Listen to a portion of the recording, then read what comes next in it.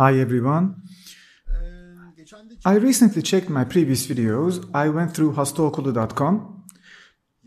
I guess I have not yet shot a proper video about calf restoration with implant placement. I wonder how I forgot that. Actually, I have a video on post-polio syndromes. That's an extreme case. This is a procedure that we apply to patients whose one leg is very skinny due to polio in childhood. It is not a common case. Indeed, it is very extreme. I have a video on that subject. However, I don't have a video on normal calf restoration surgery. That's interesting. Anyway, we'll make it up today. Now, I will try to explain this as simply and quickly as possible since it is a very comprehensive subject. I took some notes here, so I'll need to check them at times. For instance, who is eligible for this surgery? Well, this surgery is performed for the augmentation of the leg below the knee. What do we mean by augmentation? When we perform calf restoration surgery on a woman with skinny legs, we create attractive, curvy legs by inserting symmetrical prostheses. We also round out the calf. But sometimes we have male patients engaged in bodybuilding who ask to have muscular legs. For these patients, we use asymmetric prostheses for a more muscular appearance in the leg. We do not use those asymmetric prostheses in women. Or in patients who had polio in childhood. There might be this similarity between the legs, a case of muscle atrophy. We perform the surgery to augment the thinner calf and reduce that difference. So, we are doing the surgery to make the difference inconspicuous. The procedure, in short, aims to augment the leg by placing a prosthesis in the muscles below the knee. A symmetrical prosthesis provides a fine, soft curve, and it is also more suitable for women. If the patient is male and wants a muscular look, we achieve that by placing an asymmetrical prosthesis. Let me show you some examples here. For example, this is a symmetrical prosthesis. As you can see, the curvature of the upper and lower parts is the same. This is a symmetrical prosthesis. But this is an asymmetric prosthesis. See, the upper end is thicker. We place it in a way so that the thinner end is closer to the ankle and the thicker end to the back of the knee. This prosthesis is for a fuller appearance. I most likely use this prosthesis for male patients. I don't use it with women as the appearance might be too thick, too muscular. The textbooks say that there are a few places suitable for these prostheses. For example, it is stated that they can be inserted right under the membrane of the calf muscle, under the muscle fascia, or it can be placed within the muscle.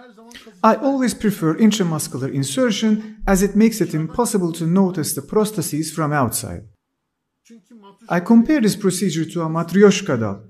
Gastrocnemius muscle already looks similar, and when you make an intramuscular placement, it is exactly like a Russian matryoshka doll, a smaller doll inside a bigger doll, impossible to notice from the outside.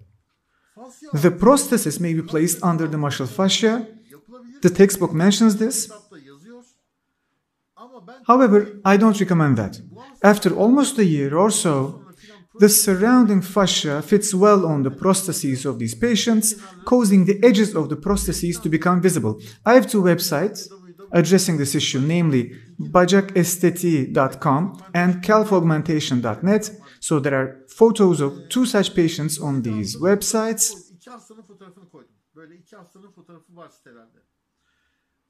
And the edges of the prostheses stand out like a sore thumb.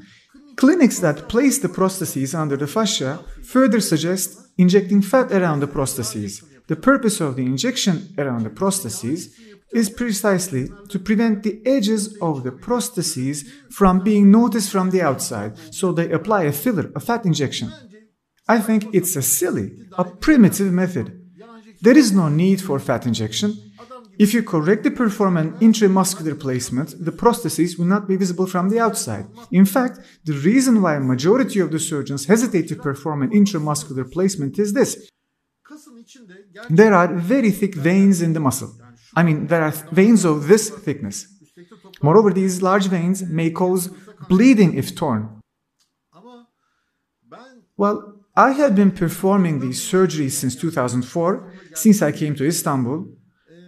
So for the last 15 years or so, I have been performing it with my own dissector. I have a dissector whose patent belongs to me. Let me show you that as well. This makes the procedure extremely easy. The risk of bleeding is almost zero. I've never encountered a vein tear in the leg. It's been years. I haven't counted how many cases I've seen. God only knows. It's actually a very simple instrument, but makes surgery extremely easy. For many years, I placed the first prostheses in only 8 minutes. I take video recordings of all my surgeries. After completing the placement of the first prostheses, I ask the nurse how many minutes have passed. I record the surgery with a GoPro camera and I check how many minutes have passed. I also ask the nurse how many minutes have passed so far. She says 8 minutes. I recently completed one such operation in 11 minutes, the first leg. That surgery took 3 minutes longer. So the surgery is actually an extremely easy, non-bleeding one. You can place the intramuscular prostheses exactly where you want if you use this dissector. What is the matter then? To be frank, some plastic surgeon colleagues made fun of this instrument when I first announced it. They asked what distinguishing feature it had. They were even those who likened it to a ruler. However, it's different. They wouldn't have patented if it didn't have a distinctive feature. And let me hereby answer those colleagues. Let's see whether those who are confident will be able to do the surgery without using it. Go on. But you won't make use of this. Let's see in how many hours you can complete it. What else can I say? Go on, try it. Well, whatever. So this instrument has 3 main features. It has 3 distinctive features that allow me to get the patent. First, it is rounded on one end. This allows me to open up the intramuscular lodge where the implant will be placed. As this end of the dissector is round, it will not damage the vein when you push it forward intramuscularly. There might be tiny capillaries. 2 or 3 of my patients sent me photos. They had a slight bruise on the heel 10 days following the surgery. So there may be minor bleeding, but I have never experienced major bleeding. If you use this tip to get in the muscle fibers, it takes about 1 minute to open the lodge. I'm not talking through my hat. Look, I have a video recording of all my surgeries from beginning to the end. In 2-3 cases, I took a 5-second part of the 8th minute and posted it on my YouTube channels. So, using this tip, we easily separate the muscle fibers and open up the lodge. The second feature is that it has a ruler drawn on it. We had the ruler drawn starting from this point. Thereby, we see how many centimeters deep we have opened up the lodge to insert the prostheses. Look, the ruler on this instrument is 30 centimeters. The length of the prostheses is generally between 17, 18, say 20 centimeters. If the prosthesis is, say, 19 centimeters long, it should be inserted at a depth of 21 centimeters. I suggest to open up a lodge 2 centimeters deeper than the implant. In this way, you can immediately insert the prostheses and it will fit comfortably. This is the main function of the ruler here, to open up a lodge 2 centimeters deeper than the length of the implant. With this ruler, you can see how many centimeters deep you have penetrated. So we have created the lodge. This procedure takes about 1 minute. Let's say 4 minutes, including the incision, etc. So you make the incision, you open the fascia, you see the muscle, you go into it, then you open up a lodge inside using this instrument. That's all. So it's 21 centimeters here. We pull it out. We open the packaging of the prostheses. I always open the package of the prostheses in front of the camera to show that we have opened an original brand new prostheses. We immerse and wash the prostheses in antibiotic serum. Then what? Look, there is a pocket at one end of the implant. Here.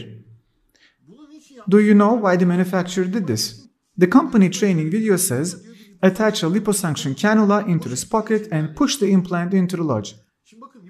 Well, let me explain what will happen when you attach a slim and long surgical instrument such as a liposuction cannula.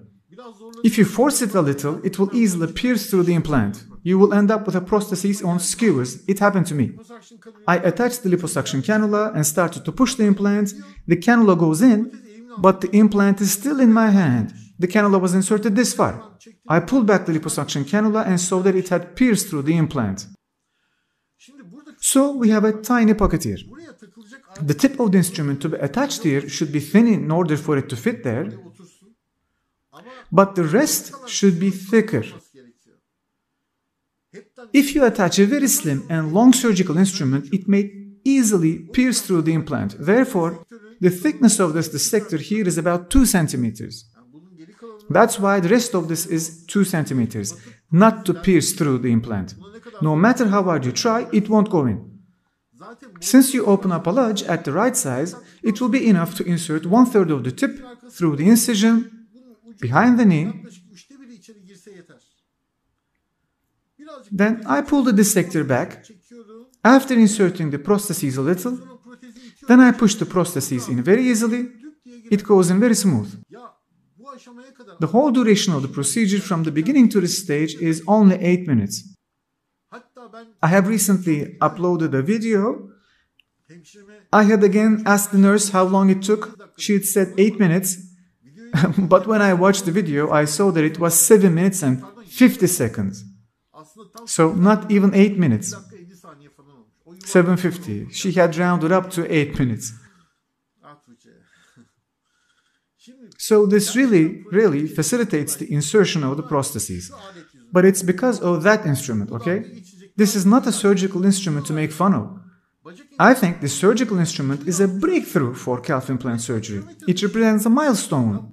So I want to challenge those friends who made fun of it. Don't use it and see what happens. Do not make use of this when inserting calf prostheses. Good luck to you.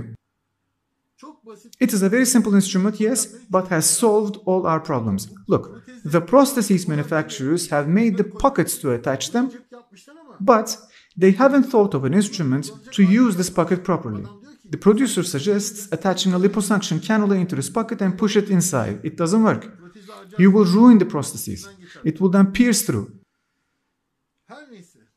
Well, okay, if you use this instrument, it is an extremely simple, easy operation. You will place the prostheses exactly where you want it to be without creating any bleeding. Truly a traumatic surgery. Some colleagues describe gorgeous surgeries in congresses, claiming that they are atraumatic. Well, they make my jaws drop. The surgeon makes an incision in the muscle, dissects the muscle into two, sacrifices one end of it, ruins the muscle, but still claims that it is an atraumatic surgery. This is real atraumatic surgery. Not even a drop of blood. There is a 5-second video that I recently uploaded, the third 5-second video. Look, the seconds counter is already visible. There isn't any drop of blood on the operating table, nor is there a bloody gauze pad. This is the most traumatic surgery of all. The patient is not injured in any way. We move apart the muscle fibers and place the prostheses there. It is an extremely easy operation. Please insert the prostheses intramuscularly. If you insert the prostheses under the fascia, that patient will come back to you after a year like a boomerang. By the way, let me also note one thing. I hold the patent of this instrument. I personally assumed all costs associated with the patent, but I do not get any returns over its sales. After getting the patent, I transferred the rights with regard to manufacturing it to Electron Medical. I asked them to produce it and sell to plastic surgeons, but I wanted from them to produce it at a very affordable price.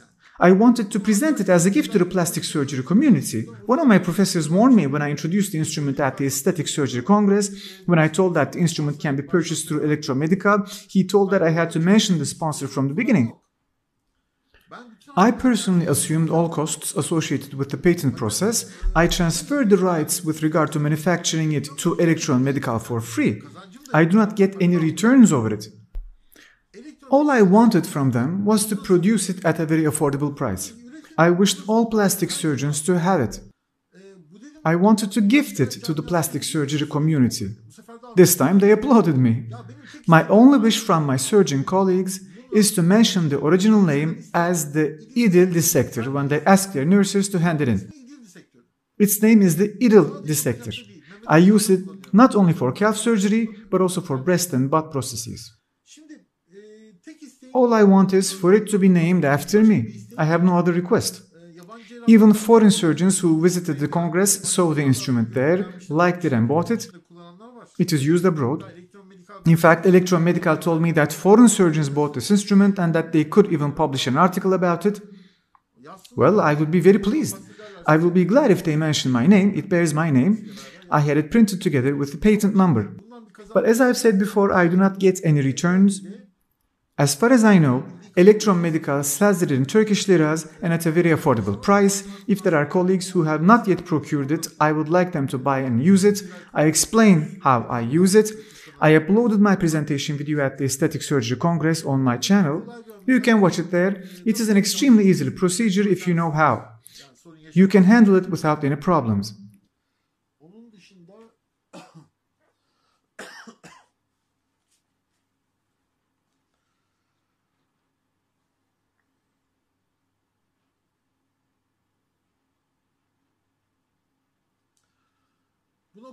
At this point, let me talk a little about where we place the prostheses. We place the prostheses on the posterior region of the knee. For women patients with very thin legs, we place the prostheses behind the knee into the medial muscle, entering via the inner muscle.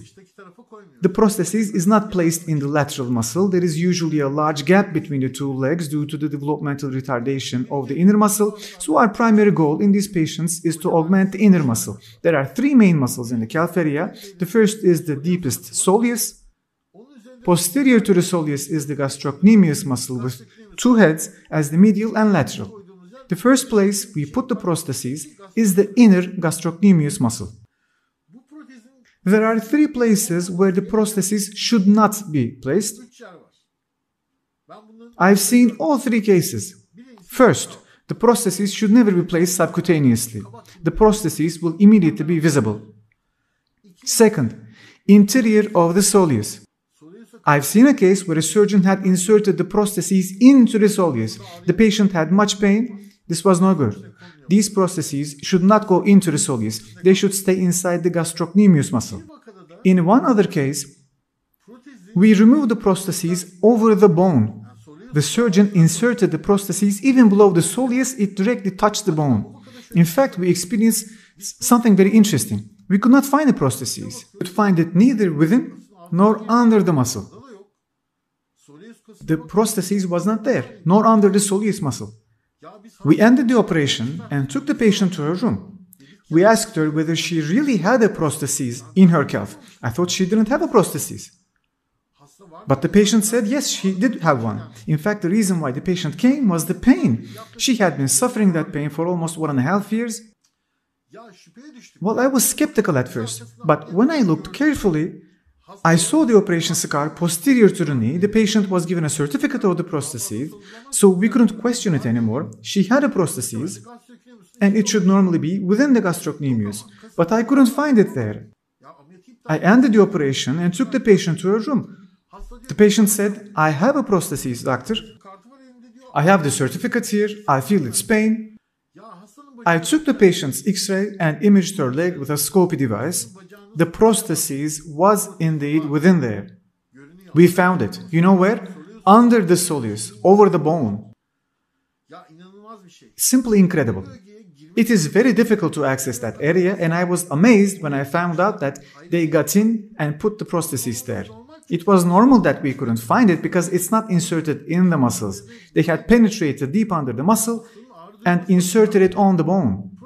The prosthesis was touching the bone. Incredible. When we saw the implant using the scopy, we took the patient back to the operation. We penetrated that area and removed the prosthesis, so it was an incredible case. It is difficult for the prosthesis to be visible so deep on the bone because it is supposed to augment the muscle, right? If you insert the prosthesis so deep on the bone, you will not get the result you want from the outside. It will get lost inside. In other words, it is both ridiculous and very painful for the patient. I'm still in awe as to how they managed it. So, it should not be placed on the bone. It should not be placed within the soleus. It should not be placed subcutaneously. I think it should not be placed under the fascia of the gastrocnemius muscle either. Textbooks mention that, and many colleagues practice it, but when they place the prostheses under the muscle fascia, they inject fat to camouflage the edges. Well, I think it's a meaningless method. In my opinion, the only place to insert the calf implant is inside the gastrocnemius muscle. That's that. I think that's the best place. I've had no problems so far with regard to the technique, particularly after I have invented the dissector. I can complete the whole procedure quickly and without any bleeding. It takes 8 minutes, and so from beginning to the end, the operation lasts 35 minutes. I'm not kidding. I have the video recordings. We record the whole surgery from beginning to end, and it lasts 35 minutes.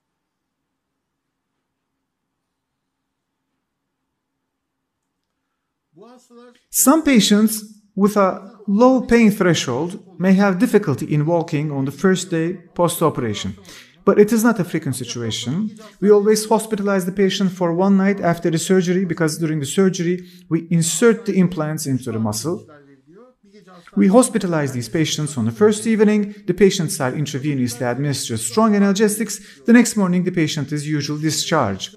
Rest at home for 3 days after discharge. I advise the patient to get up only for toilet and to lie and rest. The patient comes to the follow-up examination on the 3rd day and the bandages on the legs are removed.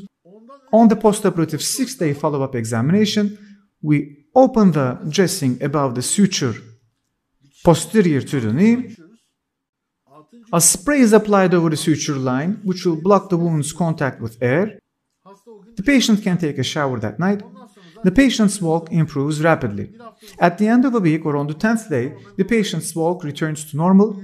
I uploaded the videos demonstrating the postoperative walk of the patients on my websites, bacakestetiği.com, calfaugmentation.net.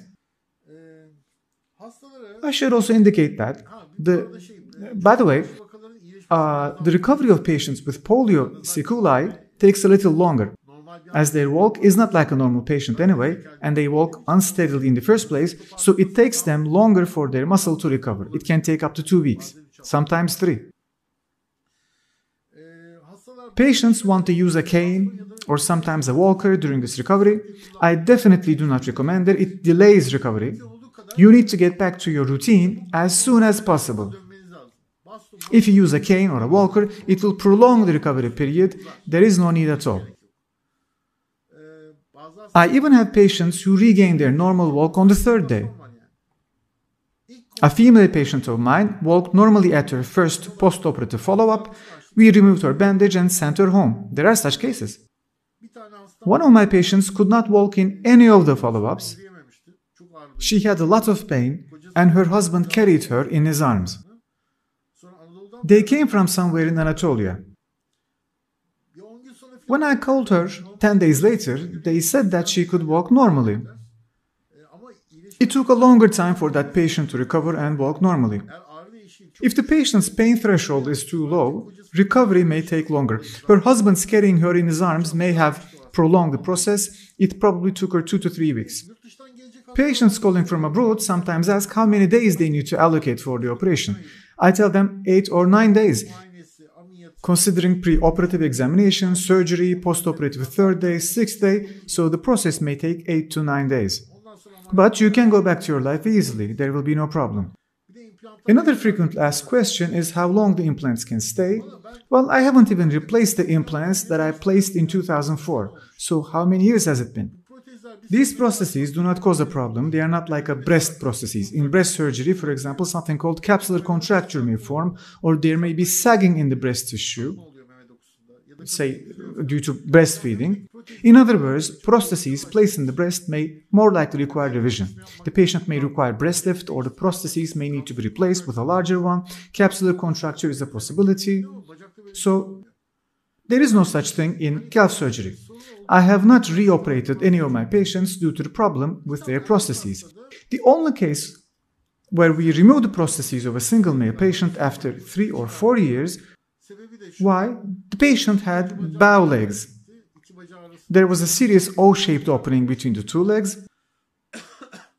So after the prosthesis surgery, the image improved. The patient then returned, complaining that he could not accept this situation psychologically. He constantly thought about the prostheses in his legs. He said he was tired of thinking about it. He simply could not accept this situation psychologically. In fact, there was no problem with appearance. The patient did not have any physical problems. He was a problem-free implant patient, but he was mentally disturbed. He said he was tired of thinking about the implant and wanted it removed, and we removed the implant. On the website, we also have the photos of patients whose implants were removed or whose prostheses were abnormally placed. For example, there was a female patient who was inserted in abnormally large asymmetrical prostheses. Her legs looked like Arnold Schwarzenegger's legs. Or one day again, a very specific female patient came in. Later, I had a couple of patients like her. The woman said she wanted to have her prostheses removed. The patient was operated elsewhere. Well, I examined her. It was indeed an extremely successful operation. It was really successful. Nicely done. I asked her why she wanted to have the implant removed. She had the implant surgery because of her husband. Her husband used to make fun of her, calling her spindle shanks. She told me that she had undergone the surgery, but now they got divorced. She said she wanted to get rid of anything that reminded her of her ex-husband. I told her that it was a successful operation and it looked good. I asked her, why don't you take advantage of that? You don't need to have them removed. She insisted. She wanted to get rid of anything that reminded her of her ex-husband. I said okay, and we removed the implants. I even took the prostheses to her room, because I visited her, and asked whether she wanted to keep them as they were really in perfect condition. She asked me to directly throw them away. She simply hated them, even didn't take a look at them. In brief, I had no patients whose implants I removed because they had problems with the surgery. But to be clear, there was one such case. Before I invented this dissector, for example, one of the prostheses of the patient was placed perfectly while the other remained a little high. But then I didn't have this dissector. Anyway, I designed this dissector precisely because I had such problems. In fact, the first prototype produced was a bit big, so we couldn't insert it in the leg. Later, we reduced the width a little more, lengthened it, had a ruler drawn on it, and it was finalized. I designed this dissector due to the problems that I experienced. And as I said before, I've been using it for about 15 years, an extremely advantageous instrument. But I have never experienced a situation where the prosthesis or implant moved out of its original position. I have never had a patient whose prostheses I removed for this reason. I had patients whose implants I removed and reinserted just because one of the prostheses was above and the other was below. Okay, I can't deny that fact. But I've had no problems in this regard after I invented the dissector. Look, this is important. It should be noted. The dissector, I think, has really been a milestone for this surgery. I should say it changed the rules of the game. I suggest you to order it from Electromedical if you haven't got one yet. Let me note one more thing. I have to say it in this video. A friend of mine wrote me an email saying, well, I bought the instrument, but I cannot use it efficiently. The dissector's tip was a bit thick. To be frank, Electromedical can sometimes make such mistakes. If this tip is larger than normal, let me show you something. And if it does not fit into the pocket of that prosthesis, warn them. Call Electromedical and ask them to thin it down. It has to go into that pocket. That's the whole function. The tip at the end has to fit in that pocket. Since the shaft is 2 centimeters thick, it does not pierce the prosthesis. Okay? So this is the trick, the tip. And the ruler has to start from that rounded end. You should also check that, because while opening up the lodge to insert the prostheses, we use this round part. The ruler has to start from here. If the prosthesis is 19 centimeters long, it should be inserted at a depth of 21 centimeters. You will see the depth here. If you see 21, take it out, Put the prostheses on the other side and shove it in.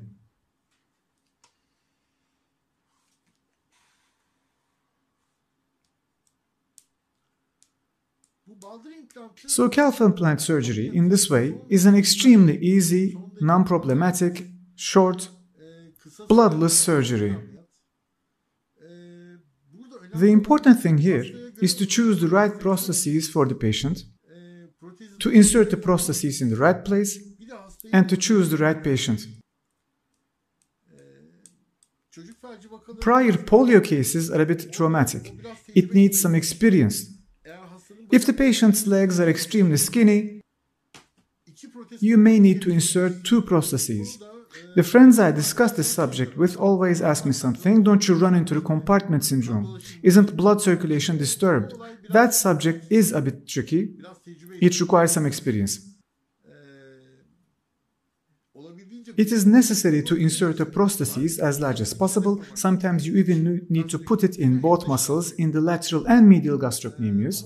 But you should not disturb blood circulation throughout this procedure. It is true that this needs some experience, but for example, a 110 or 20 cc prosthesis will be good for women patients with thin, crooked legs, in most patients. By the way, there are 2 more points I should mention. I have to talk about them in this video. These are the tricks about the surgery. First, there is a misconception in the medical textbooks. This information is wrong, friends. I'm sure that it's incorrect. Plastic surgery books recommend applying a skin bleaching cream to the popliteal area posterior to the knee a week or 2 before initiating this surgery, because the sutures of the surgery tend to remain dark in color because of hyperpigmentation. That's wrong. I'm sure that this information is wrong. The sutures posterior to the knee, yes, may remain dark in color, but the reason is not hyperpigmentation. I'm pretty sure of that. The slightest bleeding that occurs in the surgery site immediately spreads subcutaneously and remains there, much like a tattoo. This is the iron pigment that settles under the skin. That's why bleaching creams would be useless. I was surprised with the first patients. They had marks left with very dark colors. So we used bleaching creams for these patients. We applied cortisol injections, fillers, etc. Nothing worked. Nothing was effective. It looked like a tattoo. The iron available in the erythrocytes settles under the skin. This is what happens. There is only one solution. You need to remove the dark scar and resuture the area. It is not possible to get rid of the remaining dark mark in any other way. Don't fight a losing battle. Using a skin bleaching cream will not work. Let me tell you what does work. A precious expert knowledge. Before the incision, inject undiluted getocaine adrenaline and wait at least 10 minutes. We make the injection prior to the incision and wait. We wait at least 10 minutes. We begin the incision once we have fully achieved hemostasis. We immediately cauterize any minor bleeding that occurs after making the incision on the skin. Immediately. Without waiting. Any bleeding? Immediately cauterize it. You know, a little fire is quickly trodden out, right? Do you see a minor bleeding? You should immediately cauterize it. You should not allow any bleeding. Any slightest bleeding in the surgery site immediately spreads subcutaneously. It is the characteristic of the skin in the popliteal region. This is the iron pigment that settles under the skin. What remains afterwards is a dark, nasty scar. So you need to immediately stop any bleeding, alright? There may still be a risk of bruise, but that is in the deep tissues, that is in adipose tissue. The important thing is to prevent bleeding in the dermis at the incision line. Alright? I give you the full recipe. There should be absolutely no bleeding when making an incision in the dermis. Apply getocaine before the incision and wait at least 10 minutes. In fact, we usually wait 13, 14, 15 minutes. We have a chat. We do not yet initiate the recording. If we do so, 15 minutes of the recording would be wasted. The camera would run out of battery, etc. At the end of this period, We start the operation by turning on the camera and record the paper on which the patient's name is written. Later we begin the incision. If you do not allow any bleeding, the suture line will be very successful. Only a very thin line will remain. No dark scars, no bruises. This is the key piece of information. Then there is one more thing. The second important point about this calf implant surgery is this. The prosthesis you insert never stays as it is. What does that mean? For example, the calf may look plumper than you have planned after 3 months. It may be more voluminous. Why? Most likely due to the fascia of the muscle. The fascia of the muscle is not a flexible tissue. Whether you put the implant under the fascia or inside the muscle, the prosthesis may compress the muscle inside, as the surrounding fascia is a hard and inflexible tissue. This is the cause of possible pain. This is the reason for the pain that occurs in the post-operative first stage, prosthesis-induced muscle compression. Well, I noticed these and similar problems when patients who had undergone this type of surgery came back for other surgeries 1 or 2 years later. For instance, we operated a patient, inserted a calf prosthesis, did a post-operative follow-up examination in 2 weeks, took a photo, and said goodbye. A year later, the patient came back for breast prosthesis. While archiving new photos of the patient, I compared them with the previous photos, and I noticed that her legs had augmented more than I expected. That is, her legs got a little plumper during this time. The legs were not as we left them. There was an important change. This is very crucial in patients with a history of polio. What is important for patients with a history of polio is symmetry. One leg is too thin, one leg is thicker and normal. The leg that had been exposed to polio is thinner. You need to augment this one to reduce the difference between the two legs. I compare this procedure to cooking rice. What happens when you cook rice? You add the water and wait while cooking. While the rice is still a little hard, you close the lid, put out the heat, even put a paper under the lid and let it brew. So it is brewed by steam. It takes its final form after this brewing. Rice grains are very nicely cooked. Likewise, the second stage in this operation is the post-operation period. After the surgery, there is a soaking time for the leg prostheses. It takes about 2 or 3 months. I don't even believe that it will be finalized before 3. In some cases, it may even take up to 6 months. When the patient comes back for the post-operative control, we see that the leg is plumper than expected. For example, I used to use a 160cc prosthesis. Then I began to use 120cc prosthesis when I realized this. Because it doesn't turn out the way I left it. I tell patients that their legs will get a little plumper after 6 months. If you have a mole or something on your leg, determine a certain place and measure the calf diameter from that point with a tape measure. Then remeasure again a month later from the same point. Then remeasure once again after a month. You will see that your calf is augmented. Because the prosthesis pushes out from the inside, the fascia of the muscle eventually relaxes and the calf diameter increases slightly. This is very important. I say the following to my patients with a history of polio. I will do your surgery. I will use the most appropriate prostheses. I have the experience. But I also tell them that the image they will see when we open the bandage at the end of the surgery will not be the final result. I even say that this leg will remain a little thin at the beginning. Don't let that mislead you. It will get a little plumper after a while. Similarly, I advise them to measure the calf diameter from a certain point with a tape measure. I had a very interesting case. A girl with a history of polio. Her father, who was an imam in Tekirdağ, brought her to me. I explained the procedure. I told that the image they will see when we open the bandage at the end of the surgery will not be the final result. This leg initially will remain a little thin. After 3 to 6 months, the difference will be eliminated.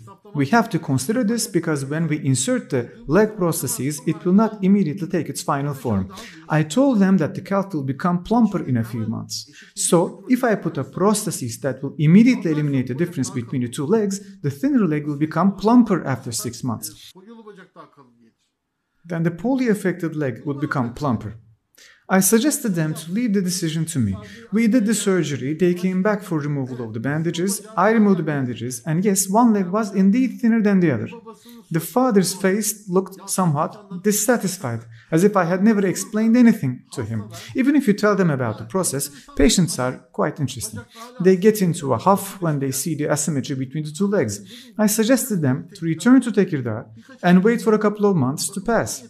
We did the surgery in the spring. Her father sent his daughter back for an examination in September or October. He did not even accompany her daughter and told her to visit me for an examination. He sent his daughter. The difference between the two legs of the girl was completely eliminated and the image was even. This difference cannot always be completely eliminated in patients with prior polio. We do not aim for the result to be fully equal. Let me underline this. There are patients with whom we have achieved a balanced look, but we can't guarantee that because calf implants are not like breast prostheses. There are hundreds of breast prostheses alternatives with almost 15 cc intervals, so these are available. But this is not the case with calf prostheses. We have 90 cc, 110, 120, but the next size of symmetrical prostheses is 160. There is no alternative in between. We have a 140 cc prosthesis, but it is an asymmetrical one. If we categorize the symmetric and asymmetric prostheses separately, we do not have prostheses of all sizes. I don't know why. Maybe it was produced once, but it was not sold.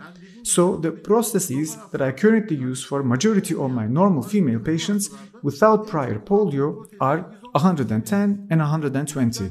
I used to use 160, but I saw that the calf then augmented more than I wanted. It is not correct. 110, 120 cc prostheses will be good for most patients, but as I said before, the next size after 120 is 160. So, our aim with patients with prior polio is to achieve an inconspicuous look by trying to eliminate the difference. The patient should know this fact, along with the fact that the result we'll see when we remove the bandages is not the final result. The prostheses will provide a plumper look over time by forcing the muscles inside. Therefore, the patient needs to be patient. If the patient waits calmly, at the end of this period, she will see that her calf has already augmented more and the difference has become inconspicuous. That Imam in Tekirdağ had particularly sent his daughter to me, requesting me to take her photos. I mean, he sent his daughter saying so. I think they saw the result and the dad was very much satisfied. Why not? There was no difference between the two legs anymore. You have to take that into account. Just like cooking rice, as I've said. You should wait for it to brew when cooking rice. That is similar to the waiting period after surgery. During this period, the prostheses will augment the calf a bit more. Anyway, let me also add this detail. This is a pretty fine operation, maybe performed every day. By the way, I was surprised that cases of prior polio were so common. A few days ago, a plastic surgeon colleague watched our surgery. We talked with him about this issue. He said, I guess polio cases are decreasing. We know that polio has been eradicated from Turkey, right? However, that's not the case. There are patients of all ages who had suffered from polio. I mean, I've seen children, I've seen young people, I've seen adults. Polio has not been eradicated in Turkey. There are still cases. Actually, that's a quite interesting issue. Maybe we wouldn't have known or heard about it if we hadn't done this surgery. Still, there are polio cases. There are even plastic surgeon friends who had prior polio. Anyway, it's a nice surgery. Atraumatic. At medical congresses, do not show me images of your bloody surgeries where you had dissected the muscle into two, claiming that this is an atraumatic operation. A colleague of mine made such a presentation once. I said, brother, are you kidding me? Did I make myself clear? In an atraumatic operation, you do not cause bleeding and no tissue is damaged. We use surgical scissors only to separate tissues. Look, the surgical scissors we use are fine-tipped, but we don't use them to cut. Why then is their tip thin? We insert them while tip closed between the muscle fibers. After placing it between the muscle fibers, we open it. We use surgical scissors to separate tissues, not to cut muscle fibers. Once we separate the fibers, we go in with this rounded tip and open a lodge. Very easy. It takes about 1 minute to open the lodge. Then, we insert the prostheses using the other side. No bleeding and no further problems. You may check out the 5-second videos on my site. I think it is the 3rd video on the operating table. No drop of blood on the operating table, nor is there a bloody gauze pad, because this surgery is bloodless, because it is the most atraumatic of all. An operation that will not harm the patient at all. It gives very good results. Anyway, I won't take any more time. Okay, I'm done. Thank you for watching. See you on the next one.